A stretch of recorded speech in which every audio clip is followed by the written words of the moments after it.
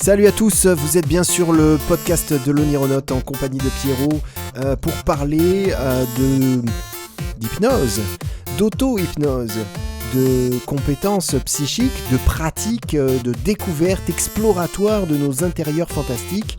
Aujourd'hui, on va parler d'un film. J'appelle ça « On épluche un film ». Je sais pas si vous vous souvenez, si vous avez déjà écouté le précédent épisode qui faisait ça, c'était sur Eternal Sunshine of the Spotless Mind de Michel Gondry. On épluche un film aujourd'hui, un autre film. Un film qui parle d'hypnose, un film qui parle de voyage dans le temps, un film absolument délicieux, méconnu, un petit peu caché dans les buissons de l'histoire du cinéma, et un film que j'ai découvert grâce à Bruce Ben Amran, le youtubeur y pensé, qui avait fait une fois, il y a longtemps, un épisode où il faisait des recommandations de films pas très connus, mais que lui, il adorait personnellement. Eh bien, je l'ai écouté, le Bruce, et j'ai eu raison, parce que c'était une belle découverte. Alors, pour resituer un peu le contexte, Somewhere in Time, donc en français, Quelque part dans le temps, est un film de János Schwark, qui est un réalisateur français qui est pas très connu, et pour cause, il a fait pas mal de films assez moyens, même pas mal de navets, mais il a fait aussi des bons films, quand même une belle carrière, dans laquelle on retrouve un autre film que j'aime particulièrement, qui s'appelle Les Dents de la Mer, deuxième partie, et oui, Les Dents de la Mer 2, est une œuvre de János Schwark, et c'est considéré par beaucoup de gens comme étant bien moins réussi que le premier Les Dents de la Mer de Steven Spielberg, mais en fait moi je trouve que ce film, Les Dents de la Mer deuxième partie, est vraiment vraiment excellent. Moi quand je l'ai revu, ça m'a fait comme une Madeleine de Proust. J'ai vraiment retrouvé des scènes qui m'avaient terrifié étant enfant et que je n'avais jamais retrouvé dans le 1, et puis j'ai trouvé que cette seconde partie, cette suite du film légendaire de Spielberg était vraiment bien foutue et se tenait tout aussi bien, avec des bonnes scènes et des bonnes idées de mise en scène, comme le classique qui l'a précédé. Bref, c'était la fin de la parenthèse requin, Les Dents de la Mer. Il a fait aussi Supergirl, János Schwark, je vois ça. C'est voilà, Supergirl. Je sais pas si certains d'entre vous connaissent cet obscur film de 1984. Et dans sa carrière, donc c'est lui qui l'a réalisé en 1980, Quelque part dans le temps.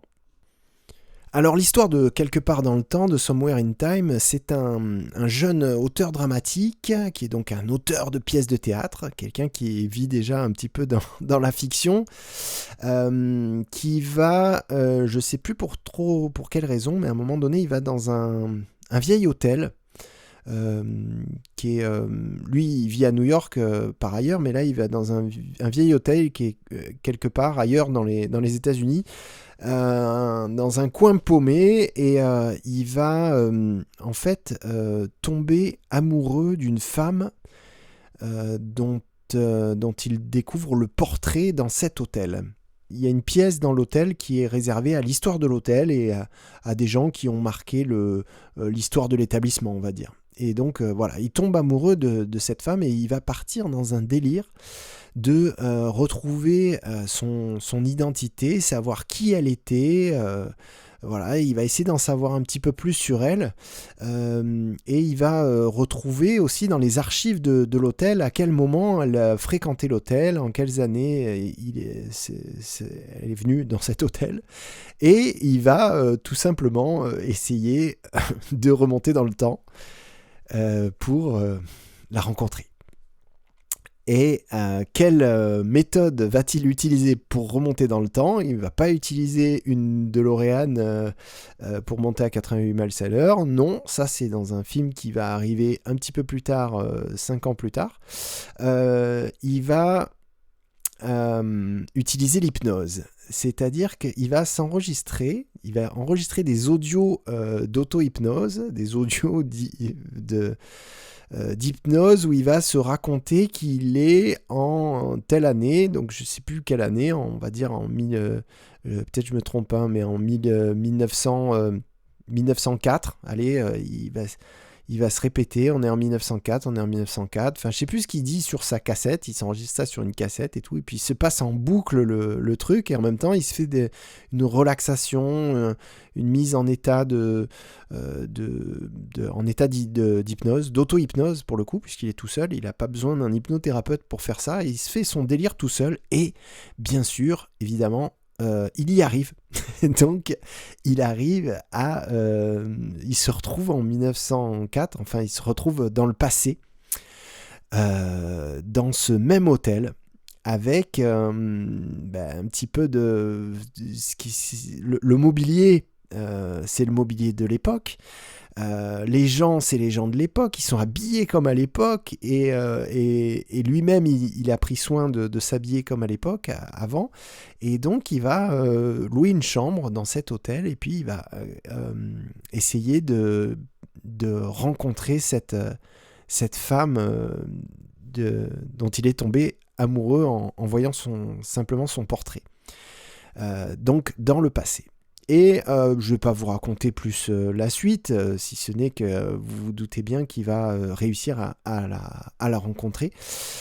Le film pourrait passer pour un film un petit peu désuet, un petit peu kitsch, parce que, bon, forcément, c'est les années 80, donc c'est une façon de filmer particulière, même l'image, la lumière, tout ça, c'est un petit peu rétro déjà, mais pour un film qui va nous faire voyager dans le passé, c'est pas plus mal. Et ça fonctionne plutôt bien d'ailleurs. Moi, je me suis prêté au jeu en voyant ce scénario complètement improbable. J'ai trouvé que c'était bien d'oser faire des histoires comme ça, assez incroyables, et qui en plus prenaient le parti pris de dire que l'hypnose pouvait faire des trucs magiques. Alors je crois pas du tout qu'on puisse voyager dans le temps grâce à l'hypnose, mais ça me plaît d'y croire. Enfin, c'est pas que j'y crois, mais comment dire, je trouve qu'on a beaucoup de choses à découvrir en s'imaginant qu'on puisse, pourquoi pas, voyager dans le temps grâce à l'hypnose. Alors en plus, moi, ce qui a attiré ma curiosité pour ce film, c'est que le personnage principal est interprété par Christopher Reeves. Donc celui qui jouait Superman dans les 4 premiers Superman, et notamment dans le Superman dans le film de Richard Donner de 1978. Et Christopher Reeve, qui est un acteur que j'aime beaucoup, auquel je suis particulièrement attaché. Je trouve que sa carrière est à son pesant de tragédie, sa vie en fait, c'est-à-dire que c'était quelqu'un de brillant, qui était très intelligent, très cultivé, et qui s'est retrouvé un petit peu par hasard, il s'est retrouvé à devoir jouer le plus gros balèze qu'on connaisse, l'homme le plus fort du monde, à savoir Superman, qui est donc un extraterrestre qui est venu sur Terre avec des pouvoirs bien supérieurs à ceux des êtres humains. Et donc ce gars super intello, super gentil, super doux, est venu faire les gros costauds, et quand il a préparé le rôle de Superman, il a fait énormément de culture physique, il a fait beaucoup de musculation pour pouvoir devenir baraqué comme Superman. Et puis cet acteur a par la suite joué dans des films comme ça, dans Quelque part dans le temps, dans des films d'horreur, il a fait d'autres bons films un peu par la suite, même s'il avait un peu du mal à se détacher du rôle mythique de Superman.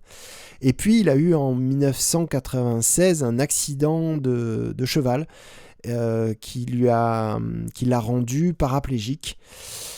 Donc c'était une ironie du sort particulière, c'est-à-dire que c'est quand même l'homme volant le plus connu au monde, c'est-à-dire que si on réfléchit à un homme qui vole, on pense à Christopher Reeve avec sa cape rouge et son déguisement de Superman qui vole au-dessus de New York, au-dessus de Metropolis, et on pense à lui quand on pense à quelqu'un qui vole, et puis il s'est retrouvé paraplégique. Et puis ensuite, il a créé une fondation, Christopher Reeve, pour aider la cause des personnes en situation de handicap, et pour parler aussi de mobilité, d'acceptation, il y a plein de causes à défendre, et donc il s'est tout de suite tourné vers ce genre d'activité.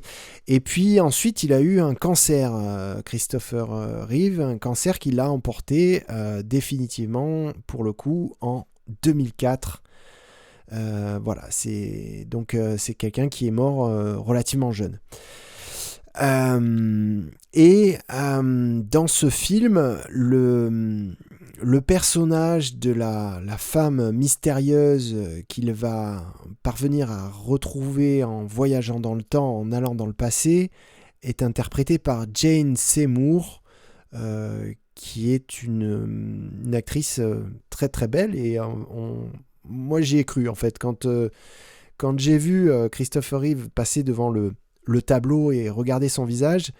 Je me suis identifié à lui parce que j'ai conçu qu'il était tout à fait possible de tomber amoureux d'un si beau visage.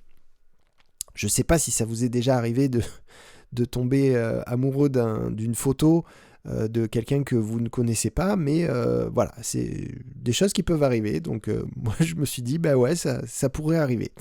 Après, je ne sais pas si j'aurais pris un magnétophone pour m'enregistrer des audios d'hypnose pour pouvoir aller dans le passé, mais voilà. Tout ça faisait beaucoup pour moi, pour me ravir. Donc j'ai passé un agréable moment à regarder ce film. Je l'ai revu une fois ou deux après par la suite, et j'ai de nouveau passé un bon moment dans cette histoire, dans ce scénario. Il y a une espèce de cohérence aussi dans cette histoire qui fait que on s'en souvient.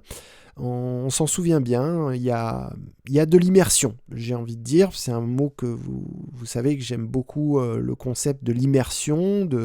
J'aime beaucoup les fictions qui arrivent à nous rendre un certain réalisme, une prégnance, des choses dont on parvient bien à se souvenir et qui nous restituent une réalité alternative.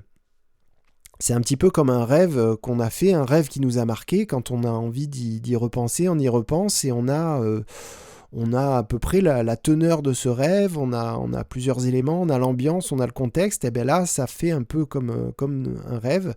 On a ce film dans notre mémoire cinéphilique, et ben moi je suis bien content de l'avoir dans ma mémoire cinéphilique. Quand je repense à ce film, ça m'est agréable d'y repenser, et ça m'est agréable de revoir les paysages qu'on voit dedans, cet hôtel. Ça fait penser à l'univers de Proust, hein, clairement. Je pense qu'il y a dans les gens qui ont fait ce film, peut-être Janos Schwark avait découvert La Recherche du temps perdu avant de faire ce film, et on sent une influence très très forte, hein. En plus, pour le coup, le personnage va vraiment à l'époque de Proust, quand il voyage dans le temps. Donc voilà, on n'est pas loin aussi de tout ça. Et quand je l'avais vu, j'avais pas encore lu La Recherche du temps perdu, et peut-être que ce film m'a donné envie de lire La Recherche du temps perdu de Proust, qui est pour moi un vrai choc littéraire, et une rencontre d'une écriture qui a changé ma vie aussi, mais je vous en parlerai plus en détail quand on fera un épisode On épluche un livre, un de ces 4. Voilà, merci beaucoup d'avoir écouté ce podcast, podcast. Voilà, je vous souhaite de plutôt bien vous porter dans votre tête, dans votre santé. Je vous souhaite de mettre en pratique des exercices d'hypnose ludique, de vous inventer des exercices, de vous inventer des explorations dans votre intérieur, mental, spirit et tout.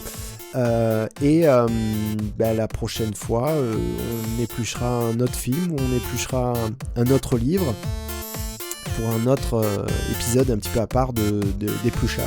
Voilà, j'ai appelé ça comme ça. À bientôt, salut, ciao.